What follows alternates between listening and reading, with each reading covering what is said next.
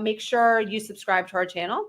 That way you don't miss these and you can rewatch them, or you can watch the recordings. You can share them with your friends, your family, anybody that you want to help educate on health matters. Also leave us comments, give us likes, thumbs up, everything, and questions pertaining to this topic today. We will take questions at the end. Yeah. And like I said, the topic today, there's no hiding it. It is our Live Good plant-based protein powder. And the reason we're bringing this up today is because we realized we never really did a reintroduction when we made a few changes, a few wonderful changes. One of them is certified organic. Another one is we increased the serving size from 15 servings in a tub to 30 servings in a bag, and a couple other changes that we'll go into as we go through our talk today. So, bottom line, if you're not supplementing with a high quality protein powder daily, you're likely falling short of the most essential nutrient your body needs, macronutrient your body needs to build muscle, burn fat, balance hormones, stay energized, heal. Build neurotransmitters, enzymes. So there's a lot of stuff that protein's responsible for. It's not really a fuel, like fat and carbohydrates are. Right. And it's like, we were just on this topic talking about is it a fad that people are recommending so much more protein in their diet? And I say wholeheartedly no. I don't think it's a fad at all. I don't think it's a trendy diet or anything like that. Right. Just like with anything in health and wellness, there's minor adjustments. Things change. You see the guidelines for cholesterol have changed over the years, and you're just kind of seeing the same thing here, where it's always been about 0.8 kilograms per pound of body. Grams per kilogram. 0.8 has been the recommended daily allowance. Yes. Right. Grams. You said grams per kilogram of body weight. But now that's slowly changing. But like we were just saying, when we did the conversion, that's about 0.4. Yeah, 0.4 grams per pound of body weight. Right. And that is there to what? It's for sedentary. It's just for sedentary to prevent disease. Right. So it's for sedentary individuals to prevent malnutrition. Right. And the comment was, well, we don't want to just survive. We're actually suggesting to increase your protein so that you have a thriving life. Right. Is kind of what we were saying. And really that goes with anything when you're taking supplements. Like we don't just want the bare minimum, right? Because we're not here to just get by and survive. We are actually here to survive in our time on this earth.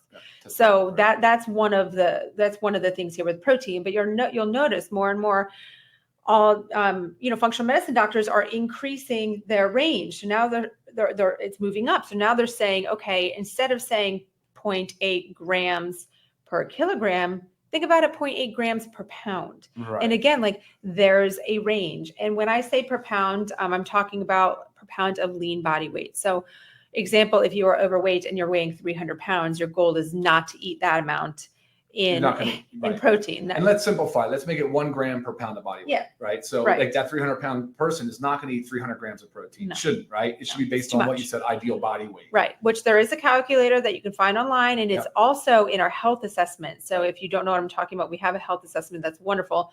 You can plug all your information in there as well as determine your lean body weight. And that way you're seeing how many grams of protein you should be eating daily. And of course, your needs can vary. If you're really into bodybuilding and you need to really be on the upper end, that's right. If you're healing from maybe like a surgery, upper end, elderly, because the amount of muscle mass that is just lost due to age, upper end, so it's very important. I'm not going to keep going like everybody should be at the upper end, but it is challenging, right? So for me, 200 pounds, 200 grams of protein a day is tough. If I were going to eat all whole food based, protein, it would be a lot of calories. And there's a lot of protein shakes on the market that are also very calorie dense. So I would end up gaining a lot of weight. Yes. Right. And so for me, absolutely, it's like a necessity that I supplement with a protein powder. Sure. Yes. I'm so glad that you said that, because it is true, because I do get the question, how come I can't just fulfill my protein quota with, chicken, beef, fish, beans, whatever? You can. But if you have ever I love MyFitnessPal, so I'm just using that as an example. If you've ever used a tracking program like that, it is very hard to hit your protein goals without going over in your calorie goals without using a protein supplement. Mm-hmm. And just to say here, this is 20 grams per serving, 20 grams of protein for 100 calories. So, and sometimes I'll have this twice a day. If you've seen things from me, I mix it into a lot of things that I eat. Right. So really I am getting about 2 servings a day. That's 40 grams of protein and only 200 calories. Right. So I'm not at a risk for overeating in calories, but I know I'm on the right track to hit my protein goal. That's why the supplementation with it comes into play. And I think I want to make a note that people have heard probably about counting macros. I don't do that. I'm not sure if you do, Lisa, but like, I don't know, for a lot of people, it's too much to even get into, too much to even consider to have to count the fats, the carbohydrates, the protein, and really look at those every single day. But if you're going to pick one thing to measure, I think you should count your protein. Yes, like, that would make sense to me. That is true. So when you say like, do I do my macros?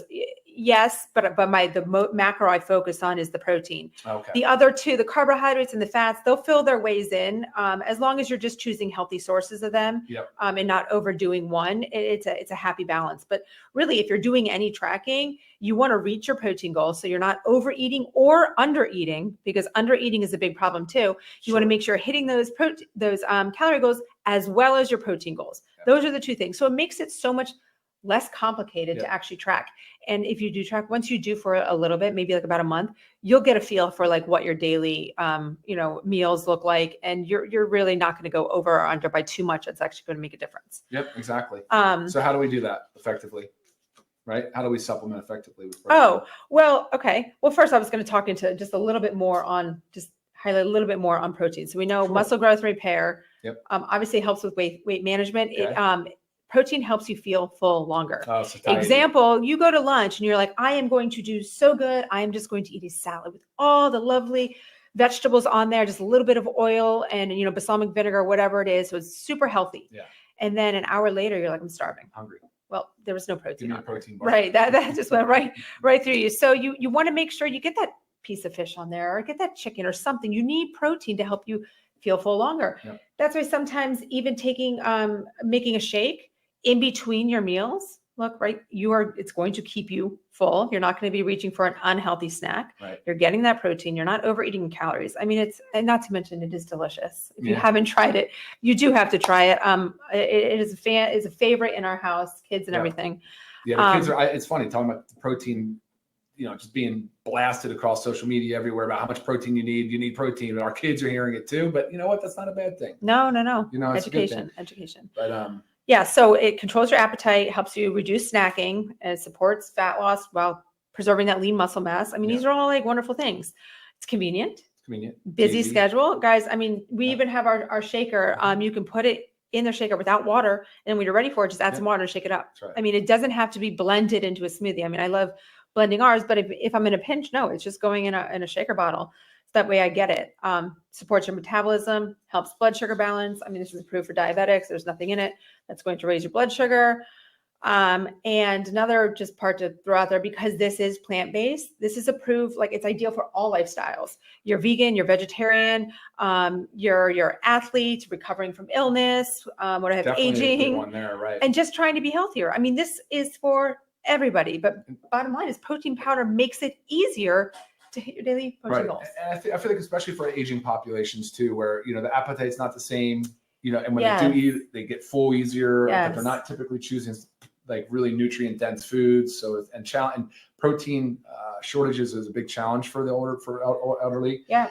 And it certainly is a challenge where protein powders can absolutely help with that a lot. Yeah. I mean, I was just on the phone with a friend on the way over here to the studio, and her mom just had surgery. She's 90-some years old. She's very healthy, but she has zero appetite. So like getting her to eat has been a struggle. So your body can't heal properly. Mm-hmm. So not only is she like at an age where she really needs to make sure she's getting her nutrition, her protein, she's also has no appetite and whatnot. So they are doing protein shakes, right? You just get that protein in. And for the fitness enthusiast, I mean, of course, it's a real big part of muscle protein synthesis. How do you think the body's going to put muscle on our bones? I mean, it really requires amino acids, and that's the clutch. That's the crutch of protein, right?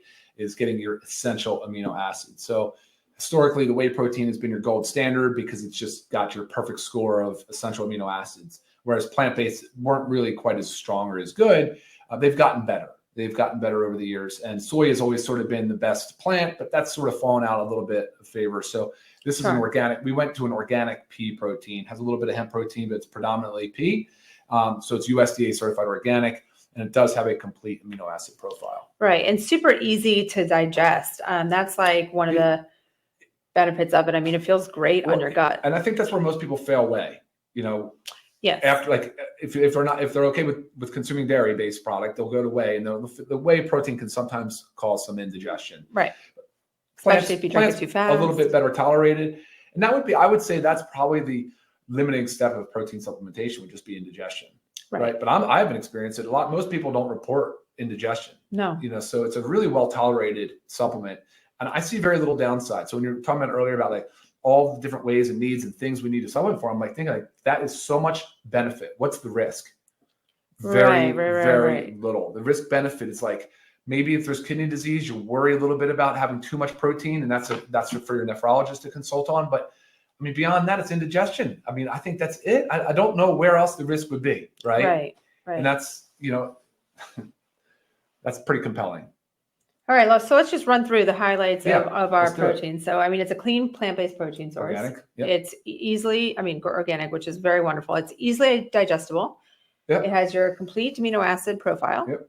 Supports, like we said, lean muscle mass and fat mass. 20 grams of high-quality protein per 100 calories. Yep. 106. 101. 101. Sorry. Don't forget that one. It's, you know, it's nutrient dense. Yep. There's no junk. Just like everything with LiveGood. No GMO, no artificial sweeteners, preservatives. Right. We're third-party tested. Yep. And glyphosate free. Yep. Certificate of analysis is on the website. Heavy metal testing was performed. If you're worried about that, which we are always. Yes. And let's not forget a certificate of analysis on the site, metal testing, glyphosate free. And affordable. And affordable. I have to say, if you are a member, guys, it's $34.95. If you are not a member, retail, it's only $39. That's 30 servings, guys. Right. $34.95 versus $39.95 for 30 servings. So you are literally basically $1 a day. Yeah, basically. To get a serving. Sure. I mean, it's really hard to find a high quality protein on the market. Actually, you cannot find, in my eyes, a high quality protein on the market that's got everything that our protein has with the organic certification for the prices that we are offering. So, I mean, really just such an amazing thing. I'm trying to think if I didn't think of anything else that I wanted you to talk about on here. But I was just going to run through a few questions. Yes. Thank you guys for hanging in there while we lost audio.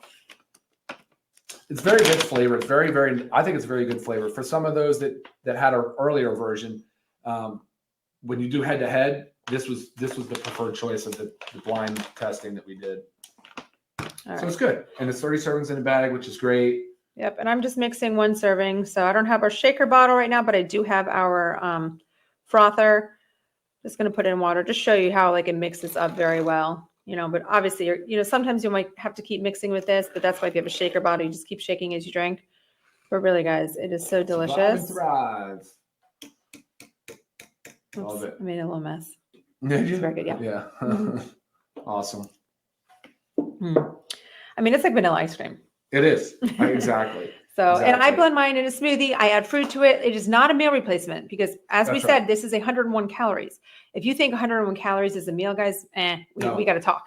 You need to make sure, and for a meal replacement, you want like a balance of your protein, carbohydrates, and fats, as well as a significant calorie source, because this is a meal, guys. Food is medicine. Like we need to heal. I mean, we need to heal. We need to eat. What would you make? What would you add to make it a meal replacement? So, to add some carbohydrates in there, get some of your fruit. So I always do frozen organic berries, but you can do any fruit. I mean, you can play around with an apple in here, with some cinnamon, like the vanilla cinnamon apple, everything. You want for your fats, avocado. You can also do a tablespoon of olive oil.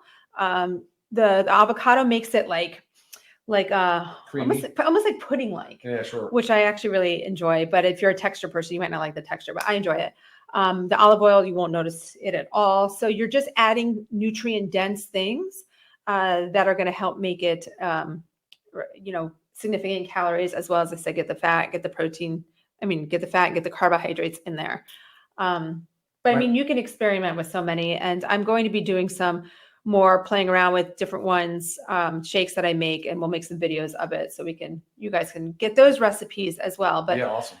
Very, very easy to do. And you've done some videos too, where you have protein balls, you have the protein with your with sweet potato. Yep. So I put it in the pancakes anytime I make muffins. Yeah. Right. I mean, so extremely versatile, guys. If you think it can go in there, just put it in. Right. Like you're just increasing the protein content of what you are eating or drinking. Coffee. I like putting in the coffee. You do have to kind of keep stirring it because, just kind of settles a little bit, but it's just so good. So if you don't want to use like a coffee creamer or anything, and also sometimes, I know a lot of people are black coffee drinkers, but it's really not the best for the gut, your gut lining, and also for some of us, it can increase our cortisol levels if we're just having black coffee on an empty stomach. So just adding some protein in there, do the job. Smart. Yeah, those are good suggestions. Other things that you should combine, maybe think about with protein too, is collagen. So there's a lot of studies that are coming out showing all the benefits of type 1, type 3, which is actually the collagen peptides we have. But when you combine them with dietary protein, it also has a very beneficial response on muscle protein synthesis, so helping you retain and build muscle. Right. So that's been shown to be very beneficial. And then, of course, we've talked about the essential amino acids, the free form essential amino acids, which are the essential aminos, which is exactly what protein is made up of, because amino acids are the building blocks of protein. Yes. So for those of you that don't want or don't have the way to do the protein, you can do the essential aminos real quick in between, even as a beverage. It doesn't fill you up and can keep your body in muscle protein synthesis. Sure. And I did see someone had mentioned on there, I'm sorry, I didn't see the name, had mentioned something about how hard it is for vegans to reach their protein goal. So very hard. That's ward. Why this can really come into play. I mean, say you use this, 3 times a day. I mean, that's 60 grams right there. And then you could fill the rest. Again, it's hard because if you're just doing beans and like maybe quinoa and stuff like that, it's not as much protein. So then you end up having to eat a lot to try to get it. So definitely great help there. So and when do you like to use yours? When do you?